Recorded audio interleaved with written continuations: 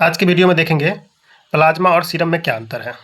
हम सबको पता है कि ब्लड का दो पार्ट होता है, एक सेलुलर पार्ट होता है, एक प्लाज्मा वाला पार्ट होता है। सेलुलर पार्ट 45% होता है और प्लाज्मा पार्ट 55% होता है। बहुत सारा लोग क्या करते हैं कि प्लाज्मा को ही सीरम बोलते हैं और सीरम को ही प्लाज्मा बोल देते हैं। उसी सीरम और प्लाज्मा में हम डिफरेंस देखेंगे कि क्या अंतर है दोनों में, उसके बारे में बात करेंगे। यहाँ क्या किया है, दो ट्यूब लिए हैं, एक ट्यूब में एंटीकोगुलेंट प्रेजेंट है और एक ट्यूब में एंटीकोगुलेंट अब्सेंट है। यानी कि जिस ट्यूब में एंटीकोगुलेंट है उसमें भी सैंपल लिए और जिसमें एंटीकोगुलेंट नहीं है उसमें भी सैंपल लिए। एंटीकोगुलेंट क्या होता है कि एंटीकोगुलेंट हमारे ब्लड को क्लोट नहीं होने देता है, यानी कि थक्का नहीं बनने देता है, जमने नहीं देता है।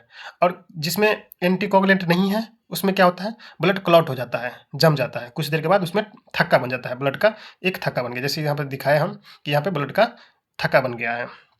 पहले हम बात करते हैं कि एंटीकोगुलेंट वाले में क्या होता है।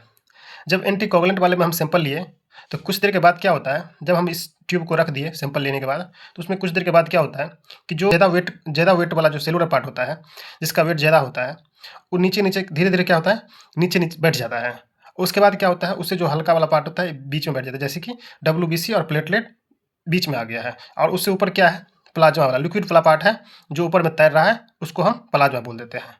और इसमें देखते हैं जिसमें एंटीकोगुलेंट अब्सेंट है, उसमें क्या है कि इसमें भी सैंपल लिए, लेकिन क्या हुआ, इसमें जो ब्लड था मेरा वो क्या किया, क्लोट कर गया।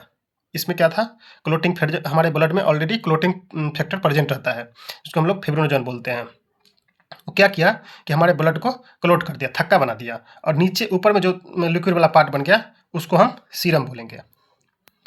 क्या कहेंगे, सीरम कहेंगे। जब ब्लड क्लोट हो जाएगा उसके बाद लिक्विड वाला पार्ट आएगा, उसको हम सीरम बोलेंगे। और जब यहाँ पे क्लोट नहीं किया है, नीचे बैठ गया है, नीचे दब गया है, जो हार्ड पार्ट था, भारी पार्ट था, ज़्यादा वेट था जिसका, नीचे धीरे धीरे बैठ गया और बीच में WBC प्लेटलेट आ गया, ऊपर प्लाज्मा वाला पार्ट हो गया। यही प्लाज्मा और सीरम में अंतर होता है। इसमें क्या होता है, यानी कि फिब्रिनोजन, क्लोटिंग फैक्टर जिसको बोलते हैं, क्लोटिंग फैक्टर यहाँ पे अब्सेंट होता है, क्योंकि क्लोटिंग फैक्टर जो था वो अपना एक्टिव होकर के अपना ब्लड को क्लॉट कर दिया है। यहाँ का क्लोटिंग फैक्टर जो है यूज हो गया है। और इसमें क्या होता है, इसमें clotting factor all plasma protein present होता है और इसमें प्लाज्मा प्रोटीन प्रेजेंट होता है बट क्लोटिंग फैक्टर अब्सेंट होता है। यहाँ पर देखते हैं,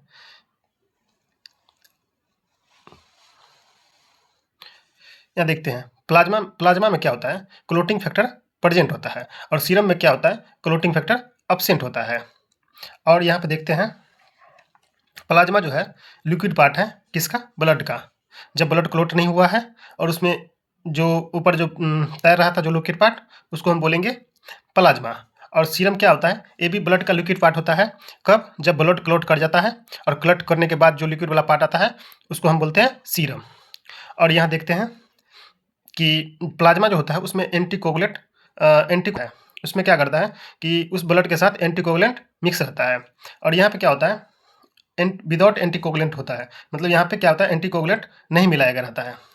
यहाँ पे प्लेन वाइल में सैंपल लिया गया रहता है। यहाँ पे सीरम के बारे में यहाँ देखते हैं कि प्लाज्मा में से क्लोटिंग फैक्टर को निकाल देंगे, जो बचेगा उसको हम सीरम बोल देंगे। यानी कि जो हम प्लाज्मा